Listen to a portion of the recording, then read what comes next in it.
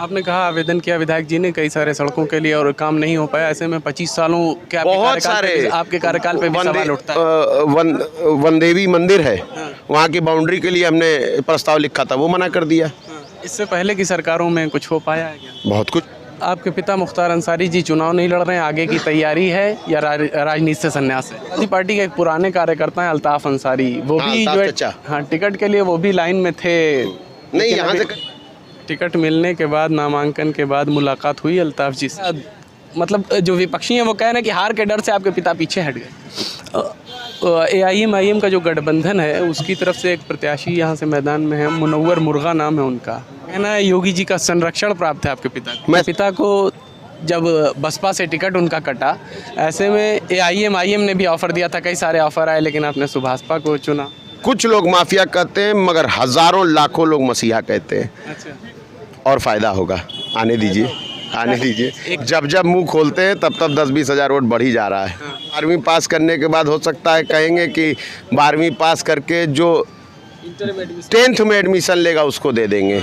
सुधाकर चाचा सम्मानित व्यक्ति हैं और राष्ट्रीय अध्यक्ष ने क्या सोचकर ये फैसला लिया, इसका जवाब तो राष्ट्रीय अध्यक्ष ही दे सकते हैं, हम और आप नहीं इसके बारे में कोई भी विश्लेषण कर सकते। अच्छा, आपके पिता अनुभवी व्यक्ति हैं, उनसे कुछ चर्चा हुई नामांकन के बाद चुनाव लड़ने का? जी से स्वागत है आपका PLL न्यूज़ में। आपके साथ मैं हूं शादाब काज़मी और मेरे बगल में मौजूद हैं मुख्तार अंसारी के बड़े बेटे अब्बास अंसारी, जो इस वक्त अपने पिता मुख्तार अंसारी की जगह चुनावी मैदान में है। मुख्तार अंसारी जिन्हें कुछ लोग माफिया कहते हैं तो कुछ मसीहा कहते हैं, ऐसे में उनके पुत्र हमारे साथ मौजूद हैं। मैं आपके इंट्रोडक्शन को थोड़ा ठीक करूंगा। कुछ लोग माफिया कहते हैं मगर हजारों लाखों लोग मसीहा कहते हैं। अच्छा, आपने कहा कुछ लोग माफिया कुछ मसीहा, इसलिए मैंने आपको बात को ठीक किया। मीडिया में अक्सर यही देखा जाता है, बाहुबली डॉन। मैंने देखिए साहब, मीडिया का क्या है, तिल को पहाड़ बना दे, पहाड़ को तिल बना दे। तो मीडिया तो जो मर्जी कर सकती है भाई। संविधान का चौथा स्तंभ अगर बिक गया है तभी तो आज देश की ये हालत है कि प्रदेश का मुखिया लोगों को बुलडोजर की धमकी देकर वोट की अपील कर रहा है। आप एक स्पोर्ट्स पर्सन हैं और शूटिंग के बड़े खिलाड़ी रहे हैं, स्वर्ण पदक भी आपने जीता है, ऐसे में स्पोर्ट्स को छोड़कर अब राजनीति की तरफ आप आ गए हैं। देखिए, स्पोर्ट्स को हमने छोड़ा नहीं, वो एक अपनी जगह है, मगर आज बात मुल्क की है। वो भी मैं मुल्क के लिए करता था। जब विदेशों में जाता था देश का झंडा लेकर सीने पर लगाकर, तो देश के लिए जाता था।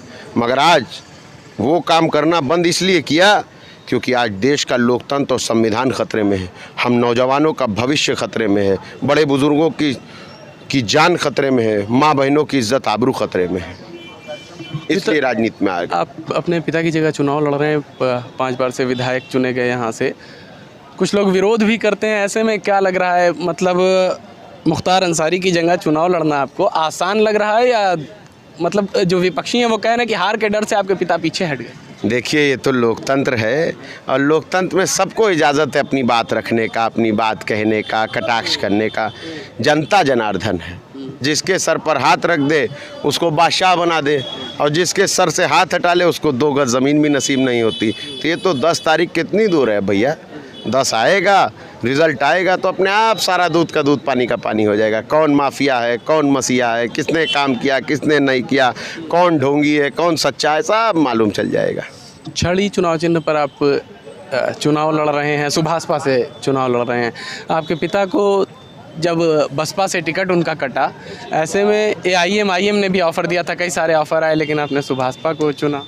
देखिए, ऑफ़र तो सबके आए, मगर हमें और हमारे सभी समर्थकों को ये था कि उत्तर प्रदेश में सबसे पहले ऐसी ताकत को रोकिए जो देश के लोकतंत्र और संविधान के साथ खिलवाड़ कर रही हो। और ओम प्रकाश चाचा और मेरे पिताजी के बड़े पुराने संबंध हैं, आज से नहीं है। मीडिया तो आज आई है, इन दोनों के संबंध तब से जब दोनों बहुजन समाज पार्टी में हुआ करते थे और दोनों एक एक जिले के जिला अध्यक्ष हुआ करते थे। तो ये संबंध तब से चला आ रहा है। अच्छा, 3 या 4 को संभवतः जो है ओवैसी जी और रावण वो आने वाले हैं, मोदी जी के भी आने की चर्चा चल रही, मुख्यमंत्री जी आ सकते हैं, ऐसे में आपकी तरफ से कोई बड़ा नेता? जब आएंगे तो सब आपको पता चल जाएगा। अच्छा, तो इन लोगों के आने से ऐसा नहीं लगता है बिगड़ सकता है आपका चुनाव, मुश्किल हो सकती है? और फ़ायदा होगा, आने दीजिए, आने दीजिए। जब जब मुंह खोलते हैं तब तब 10-20 हज़ार वोट बढ़ ही जा रहा है। एक ओवैसी जी का जो गठबंधन है अब यहाँ भी आएंगे तो 12वीं पास करने के बाद हो सकता है कहेंगे कि 12वीं पास करके जो 10th में एडमिशन लेगा उसको दे देंगे। अभी तक तो 12वीं पास करके इंटर में ही एडमिशन करा रहे, तो जनता सब समझ चुकी है, तैयार बैठी। ये तो ठीक है, एक तंज था। AIM का जो गठबंधन है उसकी तरफ से एक प्रत्याशी यहाँ से मैदान में है, मुनव्वर मुर्गा नाम है उनका। कह रहे हैं मुख्तार अंसारी जी को। आपको शुरू में भी कहा था कि लोकतंत्र में सबको अपनी बात रखने का छूट है, जो अपनी चाहे बात रखे। मैं सबका सम्मान करता हूँ। कहना है योगी जी का संरक्षण प्राप्त है आपके पिता को। मैं सबका सम्मान करता हूँ, जो चाहे जिसको चाहे जो कह ले, जनता सब कुछ समझती है, देखती है, जानती है और जनता ही जवाब देती है। मुकाबला किससे नजर आ रहा है? देखिए, हमारा मुकाबला सीधे सीधे भारतीय जनता पार्टी से है, मगर हाँ ये ज़रूर है कि जितना वोट वो पाएंगे उससे ज़्यादा से हम चुनाव जीतेंगे। मुकाबला मगर उन्हीं से। आपके पिता से पहले से समाजवादी पार्टी के एक पुराने कार्यकर्ता हैं अल्ताफ़ अंसारी, वो भी जो है हाँ टिकट के लिए वो भी लाइन में थे। नहीं, यहाँ से करीब 20-22 लोगों ने टिकट का आवेदन किया था, 1-2 लोगों ने नहीं। हमने तो आवेदन भी नहीं किया था, ये तो आवाम की आवाज़ थे, इसलिए हमें टिकट मिल गया। टिकट मिलने के बाद, नामांकन के बाद मुलाकात हुई अल्ताफ़ जी से? नहीं, अभी चचा से हमारी मुलाकात नहीं हो पाई, फ़ोन पे बात होती रहती है। अच्छा, फ़ोन पे बात होती है। नाराज़ नहीं है क्या? नहीं, बिल्कुल नहीं। वो अपने पार्टी के राष्ट्रीय अध्यक्ष का सम्मान करते हैं और कोई भी आदमी अपने पार्टी के राष्ट्रीय अध्यक्ष के आदेश अनुसार चलता है। अखिलेश भैया ने एक बार मुझसे कहा कि तुम्हें घोसी नहीं लड़ना है, हम नहीं लड़े। वहाँ दारा सिंह चौहान को लड़ाना है, मैं लड़ा रहा हूँ। तो पार्टी का जो नेता कहता है उसकी बात सुननी जाती है। सुधाकर सिंह पुराने नेता समाजवादी पार्टी के और घोसी में उन्होंने एक बड़ा कार्यक्रम इन बातों पर मुझसे कमेंट मत करवाइए, क्योंकि मैं इसके लिए अधिकृत नहीं हूँ। सुधाकर चाचा सम्मानित व्यक्ति हैं और राष्ट्रीय अध्यक्ष ने क्या सोचकर ये फैसला लिया, इसका जवाब तो राष्ट्रीय अध्यक्ष ही दे सकते हैं। हम और आप नहीं इसके बारे में कोई भी विश्लेषण कर सकते। आपके पिता मुख्तार अंसारी जी चुनाव नहीं लड़ रहे हैं, आगे की तैयारी है या राजनीति से संन्यास है? अभी बहुत जल्दी इन बातों के लिए, वक्त आने दीजिए, हर बात का उत्तर मिल जाएगा आपको। अच्छा, आपके पिता अनुभवी व्यक्ति हैं, उनसे कुछ चर्चा हुई नामांकन के बाद चुनाव लड़ने का? विधायक जी से ना कोई मिल सकता ना कोई बात कर सकता, तो जना मिल सकता ना बात कर सकता तो कहाँ से कोई चर्चा होगी। और 10 सालों से इस मऊ विधानसभा में मैं ही हूँ, मैं ही चुनाव लड़ता था, बस कैंडिडेट पापा होते थे। इस बार मैं खुद कैंडिडेट हूँ, फ़र्क कोई नहीं। आवाम तैयार बैठी है। मुख्यमंत्री जी ने अपने एक बयान में कहा कि बैकडोर से सपा जो है माफियाओं को, मऊ प्रत्याशी का जिक्र करते हुए कहा बैकडोर से माफियाओं को एंट्री दे रही है सपा। धनंजय सिंह को जेडीयू से टिकट दिया है तो वो क्या फ्रंट डोर था, या फ्रंट डोर से जो सुशील सिंह को टिकट दिया है वो क्या है? ऐसे 27%, 27% 403 में से विधायक हैं जिनके ऊपर गंभीर आपराधिक मुकदमे हैं। पहले अपने गिरेबान में जागे, फिर किसी और के ऊपर उंगली उठाएं। मुख्यमंत्री जी ने उसी बयान में यह भी कहा था बुलडोज़र मरम्मत के लिए गए। जनता को डरा रहे हैं। उत्तर प्रदेश की जनता डरने वाली नहीं है, इस बार उखाड़ फेंकने को तैयार है सामंतवादी, फिरका परस्त, सांप्रदायिक और मनोवादी विचारधारा की संविधान और लोकतंत्र विरोधी सरकार को। क्षेत्र में अभी आप घूम रहे हैं अपने विधानसभा में, क्या समस्याएं देख रहे हैं, जो सबसे बड़ी समस्याओं की अगर बात करें? और जिसका हमारे नौजवान बेचारे बेरोजगार, बड़े बुजुर्ग स्वास्थ्य सेवा से परेशान, माँ बहन अपनी इज्जत आबरू सुरक्षा के लिए परेशान। सबसे बड़े तो ये सब मसले, जब ये तीनों साल हो जाएगा तब फिर बिजली, सड़क, पानी, बिजली, लाइट। यहाँ हमारे बुनकरों का क्षेत्र है, यहाँ फ्लैट रेट की बिजली मिला करती थी, ख़त्म कर दी गई, बहुत बड़ी समस्या है। हमारे यहाँ पर सड़कें क्या हाल है, जर्जर हालत है। 5 साल में किसी भी सड़क पे कोई काम नहीं हुआ। हर सड़क पर विधायक जी ने 2-2, 3-3 उनके तरफ से आवेदन किए गए कि यहाँ पर काम कराया जाए, मगर नहीं कराया गया।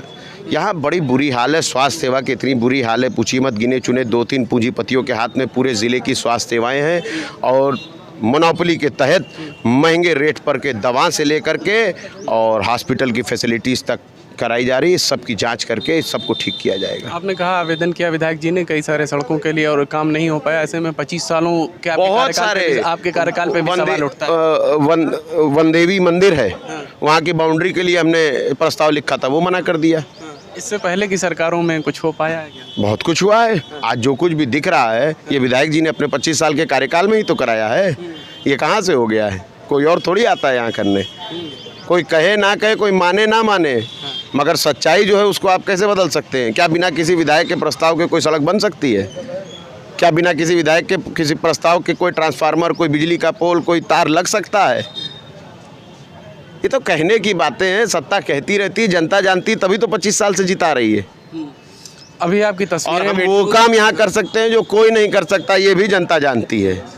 अभी आपकी तस्वीरें और वीडियो सोशल मीडिया पर आ रही हैं, लोगों के बीच आप पहुंच रहे हैं, उनके साथ बैठ रहे हैं, ज़मीन पर बैठ जा रहे हैं नहीं, और बैठ जा रहे नहीं, ये कोई मेरा बड़ा पुराना तरीका है। हम सामंतवाद तो के नहीं, ये तरीका चुनाव बाद बदलेगा या यही? नहीं, जब चुनाव नहीं था, आप मेरी पुरानी भी वीडियो उठा के देखिएगा, फोटो उठा के देखिएगा मेरे फेसबुक पेज से, तो आपको यही मिलेगा। क्योंकि मेरा मानना है कि मेरी लड़ाई सामंतवाद से है, और अगर मैं कुर्सी पे बैठूंगा, मेरी जनता ज़मीन में बैठेगी, जिसके ही द्वारा दिए हुए जनादेश से आज मैं जो कुछ हूँ, तो फिर मैं खुद ही सामंतवाद करूँगा। इसलिए मैं या तो सबको कुर्सी लगेगी या तो सब ज़मीन में बैठेगा। अब कहीं कहीं मजबूरी होती है, कुछ लोग होते हैं कि जिद ही कर देते हैं, तो उनका भी सम्मान करना पड़ता है, बात माननी पड़ती है, तो बैठ भी जाते हैं कुर्सी पर। हमें कुर्सी से मोहब्बत नहीं, जनता से मोहब्बत है। आपके पिता जब यहाँ मेरे पास कुर्सी नहीं थी तब भी आवाम की खिदमत कर रहा था। अब जनता अपना आशीर्वाद देगी, अपनी आवाज़ बना के प्रदेश की पंचायत में बैठेगी, तब भी वहीं रहूँगा। ये मौका तो मैं बेटा हूँ, यहाँ का विधायक थोड़ी हूँ, यहाँ मेरी पैदाइश है। तो यहाँ के लिए मेरी पहले जन्मभूमि थी, अब कर्मभूमि भी है। जन्मभूमि है आपकी? बिल्कुल, आपको शायद नहीं मालूम होगा, फातिमा हॉस्पिटल में 1992 में पैदाइश है हमारी। अच्छा, चलिए अच्छी बात है। सिस्टर जूट थी जिन्होंने हमें पैदा कराया था, अभी बूढ़ी हो गई हैं बहुत ज़्यादा। ऐसे में आपके पिता की जो छवि है, बाहुबली उन्हें कहा जाता चलिए है, बहुत छवि लंबा हो बदलेगी गया, क्या? फिर बात किया जाएगा, इतना लंबा समय नहीं। चलिए, तो आपने देखा कि समय की दिक्कत होने की वजह से, समय की कमी के कारण बातचीत को आधे पर ही छोड़कर अब्बास अंसारी चले गए। वीडियो आपको कैसा लगा कमेंट में आप लिख सकते हैं। वीडियो अच्छा लगा तो इसे लाइक और शेयर करें। चैनल पर नए हैं तो चैनल को सब्सक्राइब करें। धन्यवाद।